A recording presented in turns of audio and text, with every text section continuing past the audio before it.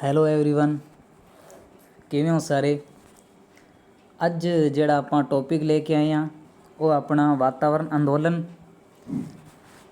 ਇਸ ਦੇ ਵਿੱਚ ਕੁਝ ਮਹੱਤਵਪੂਰਨ ਅੰਦੋਲਨ ਹੈ ਜਿਹੜੇ ETT ਦੇ EVS ਵਿੱਚ ਅਤੇ ਮਾਸਟਰ ਕੇਡਰ ਦੇ ਜੀਓਗ੍ਰਾਫੀ ਵਿੱਚ ਸ਼ਾਮਲ ਹੈ। ਸੋ ਆਪਾਂ ਇਹਨਾਂ ਦੇ ਬਾਰੇ ਹੋਰ ਵਧੇਰੇ ਜਾਣਕਾਰੀ ਪ੍ਰਾਪਤ ਕਰਦੇ ਹਾਂ। ਸੋ ਪਹਿਲਾ ਆਪਣਾ चिपको अंदोलन। कहना चिपको अंदोलन 1973 ਵਿੱਚ ਸ਼ੁਰੂਆਤ ਹੋਈ। ਕਿਹਦੇ ਦੁਆਰਾ? ਸੁੰਦਰ ਲਾਲ ਬਹੁਗੁਣਾ ਦੇ ਦੁਆਰਾ। ਅਤੇ ਉੱਤਰਾਖੰਡ ਦੇ ਰਾਜੇਵਾਲ ਖੇਤਰ ਵਿੱਚ ਚਮੋਲੀ ਜ਼ਿਲ੍ਹੇ ਦੇ ਗੋਪੇਸ਼ਵਰ ਵਿੱਚ ਇਸ ਦੀ ਜਿਹੜੀ ਹੈ ਸ਼ੁਰੂਆਤ ਹੋਈ। ਇਹਨਾਂ ਨੇ ਜਿਹੜੇ ਸੁੰਦਰ ਲਾਲ ਬਹੁਗੁਣਾ ਹੈ ਇਹਨਾਂ ਨੇ ਇੱਕ ਨਾਅਰਾ ਦਿੱਤਾ ਸੀ, ਉਹ ਹੈ ਪ੍ਰਸਥਿਤੀ ਵਿਗਿਆਨ ਸਥਾਈ ਬਚਤ ਹੈ। ਇਹ ਤੁਸੀਂ ਯਾਦ ਰੱਖਣਾ ਹੈ, ਪ੍ਰਸਥਿਤੀ ਵਿਗਿਆਨ ਸਥਾਈ ਬਚਤ ਹੈ। ਇਸ ਦੇ ਵਿੱਚ ਸਨ ਸੁੰਦਰ ਲਾਲ ਬਹੁਗੁਣਾ, ਬਸ ਦੋ ਚੀਜ਼ਾਂ ਇੰਪੋਰਟੈਂਟ ਨੇ। ਅੱਗੇ ਵੇਖਦੇ ਹਾਂ। ਕਹਿੰਦਾ ਇਸ ਅੰਦੋਲਨ ਦੀ ਸ਼ੁਰੂਆਤ ਚਾਂਦੀ ਪ੍ਰਸਾਦ ਭੱਟ ਕਾਮਰੇਡ ਗੋਬਿੰਦ ਸਿੰਘ ਨੇ ਕੀਤੀ। ਠੀਕ ਹੈ, ਮਤਲਬ ਇਸ ਦੀ ਜਿਹੜਾ ਚਿਪਕੋ ਅੰਦੋਲਨ ਹੈ ਇਸ ਦੀ ਸ਼ੁਰੂਆਤ ਕੀਤੀ ਚਾਂਦੀ ਪ੍ਰਸਾਦ ਭੱਟ ਨੇ ਅਤੇ ਕਾਮਰੇਡ ਗੋਬਿੰਦ ਸਿੰਘ ਨੇ। ਪਰ ਇਸ ਨੂੰ ਅੱਗੇ ਕੌਣ ਲੈ ਕੇ ਗਿਆ? ਇਸ ਨੂੰ ਅੱਗੇ ਲੈ ਕੇ ਗਿਆ ਸੁੰਦਰ ਲਾਲ ਬਹੁਗੁਣਾ।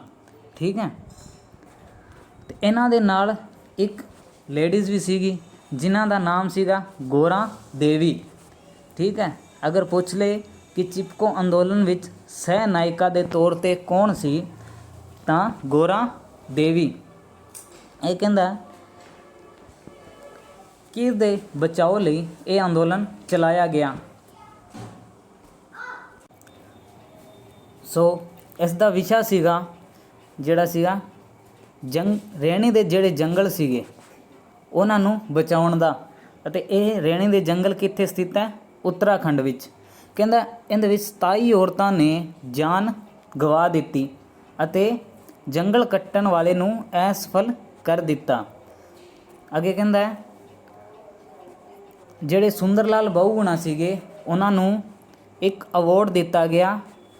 ਕਦੋਂ? 1987 ਨੂੰ ਸਰਕਾਰ ਦੁਆਰਾ। ਠੀਕ ਹੈ, ਇਸ ਦਾ ਨਾਮ ਸੀਗਾ ਇਹ ਸੀਗਾ ਆਪਣਾ ਰਾਈਟ ਲਾਈਵਲੀਹੁੱਡ ਅਵਾਰਡ। ਠੀਕ ਹੈ, ਇਹ ਆਪਣਾ ਕੰਪਲੀਟ ਹੋ ਗਿਆ। ਕਿਹੜਾ?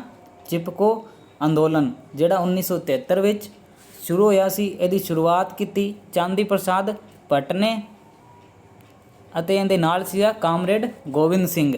ਪਰ ਇਸ ਨੂੰ ਅੱਗੇ ਲੈ ਕੇ ਗਿਆ ਸੁੰਦਰ ਲਾਲ ਬਹੁਗੁਣਾ। ਇਹਨਾਂ ਨੇ ਨਾਲ ਸੀਗੀ ਇੱਕ ਲੇਡੀਜ਼ ਗੋਰਾ ਦੇਵੀ। ਨੈਕਸਟ ਆਪਣੇ ਕੋਲ ਨਦੀ ਬਚਾਓ। ਨੈਕਸਟ ਆਪਣੇ ਕੋਲ ਅੰਦੋਲਨ ਸੀਗਾ ਨਦੀ ਬਚਾਓ ਅੰਦੋਲਨ। ਕਹਿੰਦਾ ਨਦੀ ਬਚਾਓ ਅੰਦੋਲਨ ਦੀ ਸ਼ੁਰੂਆਤ ਸੰਨ 2008 ਵਿੱਚ ਹੋਈ ਅਤੇ ਇਹਨਾਂ ਦੀ ਅਗਵਾਈ ਕੌਣ ਕਰਦਾ ਸੀ? ਪ੍ਰੋਫੈਸਰ ਸ਼ੇਖਰ ਪਾਠਕ। ਅਤੇ ਇਹਨਾਂ ਨਾਲ ਕੌਣ ਸੀਗਾ? ਭੈਣ ਪਾਮਿਲਾ ਚੈਟਰਜੀ। ਅੱਗੇ ਕਹਿੰਦਾ ਧਰਨੇ ਤੇ ਅੰਦੋਲਨ ਨਦੀਆਂ, ਮਤਲਬ ਕਿਹੜੀ ਨਦੀਆਂ 'ਤੇ ਅੰਦੋਲਨ ਲਗਾਏ ਗਏ? ਉਹ ਸੀਗੀ ਭਾਗੀਰਥੀ, ਅਲਕਨੰਦਾ, ਕੋਸ਼ੀ ਅਤੇ ਪਠਾਰ। ਇਹ 4 ਨਦੀਆਂ ਸੀਗੀਆਂ ਜਿਨ੍ਹਾਂ ਉੱਤੇ ਅੰਦੋਲਨ ਚਲਾਇਆ ਗਿਆ। ਅੱਗੇ ਵੇਖਦੇ ਹਾਂ। ਅੱਗੇ ਇਹਨਾਂ ਨਦੀਆਂ ਤੋਂ ਇਲਾਵਾ ਬਾਕੀ 15 ਨਦੀਆਂ ਹੋਰ ਸ਼ਾਮਿਲ ਸੀਗੀਆਂ ਜਿਨ੍ਹਾਂ ਦੀ ਇਹਨਾਂ ਨੇ ਯਾਤਰਾਵਾਂ ਕੀਤੀਆਂ ਨੇ, ਜਿਨ੍ਹਾਂ ਨੂੰ ਬਚਾਉਣ ਦੀ ਕੋਸ਼ਿਸ਼ ਕੀਤੀ ਗਈ। ਅੱਗੇ ਕਹਿੰਦਾ ਕੰਮ ਕੀ ਸੀ ਇਹਨਾਂ ਦਾ? ਨਦੀਆਂ ਨੂੰ ਸਾਫ ਸਫਾਈ ਕਰਨਾ ਅਤੇ ਜੰਗਲ ਆਦਿ ਬਚਾਓ ਅਤੇ ਕਿਸਾਨਾਂ ਦੀ ਖੇਤੀ ਉਪਜਾਊ ਬਣਾਉਣਾ। ਠੀਕ ਹੈ, ਮਤਲਬ ਜਿਹੜਾ ਨਦੀ ਬਚਾਓ ਅੰਦੋਲਨ ਹੈ ਇਸ ਦੀ ਸ਼ੁਰੂਆਤ ਹੋਈ 2008 ਵਿੱਚ। ਅਗਵਾਈ ਕੀਤੀ ਪ੍ਰੋਫੈਸਰ ਸ਼ੇਖਰ ਪਾਠਕ ਨੇ ਅਤੇ ਭੈਣ ਪਾਮਿਲਾ ਚੈਟਰਜੀ ਨੇ। ਧਰਨੇ ਦਿੱਤੇ ਭਾਗੀਰਥੀ, ਅਲਕਨੰਦਾ, ਕੋਸ਼ੀ ਅਤੇ ਪਠਾਰ ਨਦੀ 'ਤੇ। 15 ਨਦੀਆਂ ਇਹਦੇ ਵਿੱਚ ਹੋਰ ਸ਼ਾਮਿਲ ਸੀਗੀਆਂ ਅਤੇ ਨਦੀਆਂ ਦੀ ਸਫਾਈ, ਜੰਗਲ ਬਚਾਓ ਅਤੇ ਕਿਸਾਨਾਂ ਦੀ ਖੇਤੀ ਨੂੰ ਉਪਜਾਊ ਬਣਾਉਣਾ ਇਹਨਾਂ ਦਾ ਮੁੱਖ ਕੰਮ ਸੀਗਾ। ਨੈਕਸਟ ਵੇਖਦੇ ਹਾਂ। ਨੈਕਸਟ ਆਪਣੇ ਕੋਲ ਦੂਨ ਘਾਟੀ ਯੋਜਨਾ। ਕਹਿੰਦਾ ਦੂਨ ਘਾਟੀ ਯੋਜਨਾ ਦੀ ਸ਼ੁਰੂਆਤ 1972 ਤੋਂ 1973 ਦੇ ਵਿਚਕਾਰ ਹੋਈ। ਅਤੇ ਜਿਹੜੀ ਦੂਨ ਘਾਟੀ ਯੋਜਨਾ ਹੈ ਇਹਨੂੰ ਸਾਇਲੈਂਟ ਘਾਟੀ ਕੇਰਲਾ ਵੀ ਕਹਿੰਦੇ ਆ। ਕਹਿੰਦਾ ਪੌਦਿਆਂ ਤੇ ਪੰਛੀਆਂ ਦੀਆਂ ਦੁਰਲਭ ਜਾਤੀਆਂ ਇੱਥੇ ਪਾਈਆਂ ਜਾਂਦੀਆਂ ਹਨ। ਸਥਾਨ ਕਿੱਥੇ ਹੈ? ਸਥਾਨ ਕਹਿੰਦਾ ਭਾਰਤ ਦੇ ਦੱਖਣੀ ਭਾਰਤ ਦੇ ਕੇਰਲਾ ਰਾਜ ਦੇ ਪਾਲਕਾਡ ਜ਼ਿਲ੍ਹੇ ਵਿੱਚ ਸਥਿਤ ਇੱਕ ਰਾਸ਼ਟਰੀ ਉਦਿਆਨ ਜੋ ਨੀਲਗਿਰੀ ਪਰਬਤ ਵਿੱਚ ਹੈ। ਧਿਆਨ ਰੱਖਿਆ ਜੇ, ਨੀਲਗਿਰੀ ਪਰਬਤ ਵਿੱਚ ਹੈ। ਕਿਹੜਾ ਸਥਾਨ ਹੈ? ਉਹ ਹੈ ਦੂਨ ਘਾਟੀ ਯੋਜਨਾ। ਅੱਗੇ ਵੇਖਦੇ ਹਾਂ। ਕਹਿੰਦਾ ਇਹ ਯੋਜਨਾ ਕੇਰਲ ਰਾਜ ਬਿਜਲੀ ਬੋਰਡ ਪ੍ਰਤੀ ਚਲਾਈ ਗਈ। ਮਤਲਬ ਇਹ ਜਿਹੜੀ ਯੋਜਨਾ ਹੈਗੀ ਕਿਹਦੀ ਦੁਆਰਾ ਚਲਾਈ ਗਈ? ਕੇਰਲ ਰਾਜ ਬਿਜਲੀ ਬੋਰਡ ਪ੍ਰਤੀ ਚਲਾਈ ਗਈ। ਇਹਦੇ ਵਿੱਚ ਮੈਂਬਰ ਕਹਿੰਦਾ ਇਹਦੇ ਵਿੱਚ ਮੈਂਬਰ ਸੀਗੇ ਕੁਝ ਅਧਿਆਪਕ ਸੀਗੇ। ਠੀਕ ਹੈ। ਕਹਿੰਦਾ 130 ਮੀਟਰ ਉੱਚਾ ਡੈਮ ਕੋਨੀ ਪੁੰਜਾ ਦਰਿਆ 'ਤੇ ਬਣਾ ਰਹੇ ਸੀ। ਠੀਕ ਹੈ। ਉਸ ਨੂੰ ਰੋਕਣ ਲਈ ਇਹ ਮੁਹਿੰਮ ਚਲਾਈ ਗਈ ਅਤੇ ਡੈਮ ਬਣਾ ਕੇ ਉਸ ਦੇ ਵਿੱਚ ਪਾਣੀ ਭੰਡਾਰ ਕਰ ਰਹੇ ਸੀਗੇ। ਠੀਕ ਹੈ। ਕਹਿੰਦਾ ਯੋਜਨਾ ਦੇ ਮੁਖੀ ਕੌਣ ਸੀਗੇ? ਅਧਿਆਪਕ ਅਤੇ ਕੁਝ ਹੋਰ ਜਣੇ ਮਿਲ ਕੇ ਇਸ ਯੋਜਨਾ ਦੀ ਅਗਵਾਈ ਕਰ ਰਹੇ ਸੀ। ਕਹਿੰਦਾ ਰੈਮੂਲਸ ਵਾਈਟੇਕਰ ਦੀ ਅਗਵਾਈ ਵਿੱਚ ਸ਼ਸਤਰ ਸਹਿਤਿਆ ਪ੍ਰੀਸ਼ਦ ਦਾ ਗਠਨ ਕੀਤਾ ਗਿਆ। ਮਤਲਬ ਇਹ ਜਿਹੜੀ ਕਮੇਟੀ ਸੀਗੀ ਇਸ ਦੀ ਅਗਵਾਈ ਵਿੱਚ ਅਤੇ ਕੁਝ ਅਧਿਆਪਕਾਂ ਦੀ ਅਗਵਾਈ ਵਿੱਚ ਇਹ ਯੋਜਨਾ ਚਲਾਈ ਗਈ। ਨੋਟ ਕਹਿੰਦਾ ਅੰਤ ਵਿੱਚ ਇਹ ਅੰਦੋਲਨ ਸਫਲ ਹੋਇਆ ਅਤੇ ਤਤਕਾਲੀ ਪ੍ਰਧਾਨ ਮੰਤਰੀ ਜਿਹੜੀ ਸੀਗੀ ਉਹ ਕੌਣ ਸੀਗੀ? ਸ਼੍ਰੀਮਤੀ ਇੰਦਰਾ ਗਾਂਧੀ। ਉਹਨਾਂ ਨੇ 1975 ਵਿੱਚ ਇਸ ਘਾਟੀ ਨੂੰ ਨੈਸ਼ਨਲ ਪਾਰਕ ਦਾ ਨਾਮ ਦੇ ਦਿੱਤਾ। ਠੀਕ ਹੈ। ਨੈਸ਼ਨਲ ਪਾਰਕ ਦਾ ਨਾਂ ਕਿਉਂ ਦਿੱਤਾ? ਕਿਉਂਕਿ ਇਹਦੇ ਵਿੱਚ ਆਪਾਂ ਪੜ੍ਹਿਆ ਕੀ ਸੀਗੇ? ਪੌਦਿਆਂ ਤੇ ਪੰਛੀਆਂ ਦੀਆਂ ਦੁਰਲਭ ਪ੍ਰਜਾਤੀਆਂ ਸੀਗੀਆਂ, ਇਸ ਲਈ ਇਸ ਦਾ ਨਾਂ ਕੀ ਦਿੱਤਾ ਗਿਆ? ਇਸ ਦਾ ਨਾਂ ਆਪਾਂ ਨੂੰ ਦਿੱਤਾ ਗਿਆ ਨੈਸ਼ਨਲ ਪਾਰਕ। ਅਤੇ ਇਹ ਕੰਮ ਕਰਨ ਉਪਰੰਤ ਜਿਹੜੀ ਸ਼੍ਰੀਮਤੀ ਇੰਦਰਾ ਗਾਂਧੀ ਸੀਗੀ ਉਹਨਾਂ ਦੇ ਨਾਂ 'ਤੇ ਇੱਕ ਅਵਾਰਡ ਚਲਾਇਆ ਗਿਆ, ਇੰਦਰਾ ਗਾਂਧੀ ਅਵਾਰਡ। ਠੀਕ ਹੈ। ਅੱਗੇ ਕਹਿੰਦਾ ਕੁਝ ਨੈਸ਼ਨਲ ਪਾਰਕ ਹੈਗੇ ਆ ਜਿਹੜੇ ਕਿੱਥੇ ਸਥਿਤ ਆਪਾਂ ਪੜ੍ਹ ਲੈਂਦੇ ਹਾਂ। ਕਹਿੰਦਾ ਮਾਧਵ ਨੈਸ਼ਨਲ ਪਾਰਕ ਮੱਧ ਪ੍ਰਦੇਸ਼, ਬਾਂਧਵਗੜ੍ਹ ਮੱਧ ਪ੍ਰਦੇਸ਼, ਕਾਜ਼ੀਰੰਗਾ ਅਸਾਮ, ਗੀਰ ਗੁਜਰਾਤ ਜਿਹੜਾ ਸਫੇਦ ਲਾਇਨ ਦੇ ਲਈ ਪ੍ਰਸਿੱਧ ਹੈ, ਗੁੱਗਾਮਲ ਜਿਹੜਾ ਮਹਾਰਾਸ਼ਟਰ ਵਿੱਚ ਹੈ, ਪੰਚ ਮੱਧ ਪ੍ਰਦੇਸ਼, ਬਲੈਕ ਬਕ ਗੁਜਰਾਤ ਵਿੱਚ, ਦੁਧਵਾ ਉੱਤਰ ਪ੍ਰਦੇਸ਼ ਵਿੱਚ।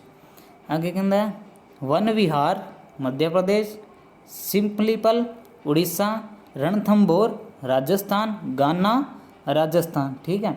ਇਹ ਕੋਈ ਨੈਸ਼ਨਲ ਪਾਰਕ ਹੈਗੀ ਹੈ ਇੰਪੋਰਟੈਂਟ। ਅੱਗੇ ਵੇਖਦੇ ਹਾਂ। ਅੱਗੇ ਜਿਹੜੀ ਮੁਹਿੰਮ ਸੀਗੀ ਉਹ ਸੀਗੀ ਤਾਜ ਮਹਿਲ ਦੀ ਸੁਰੱਖਿਆ।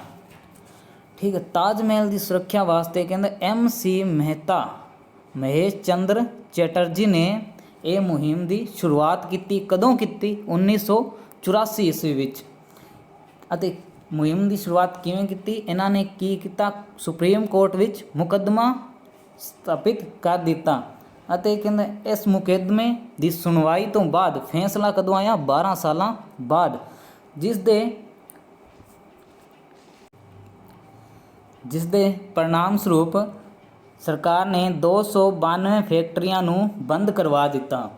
ਨੋਟ ਕਹਿੰਦਾ ਇਸ ਕਾਰਨ ਮਹਿਤਾ ਜੀ ਨੂੰ 1996 ਵਿੱਚ USA ਅਰਥਾਤ ਅਮਰੀਕਾ ਵੱਲੋਂ ਗੋਲਡਮੈਨ ਐਨਵਾਇਰਨਮੈਂਟਲ ਫਾਊਂਡੇਸ਼ਨ ਨੇ 7ਵੇਂ ਐਵਾਰਡ ਨਾਲ ਸਨਮਾਨਿਤ ਕੀਤਾ।